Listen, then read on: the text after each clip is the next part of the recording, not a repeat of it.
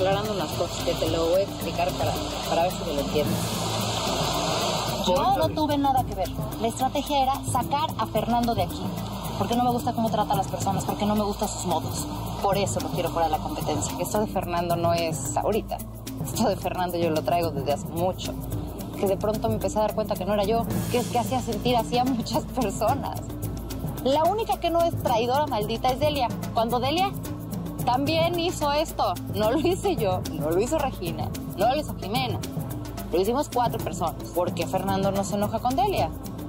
Porque quiere a Delia de su lado, porque Delia es la que él considera más fuerte. Perdóname, Torre.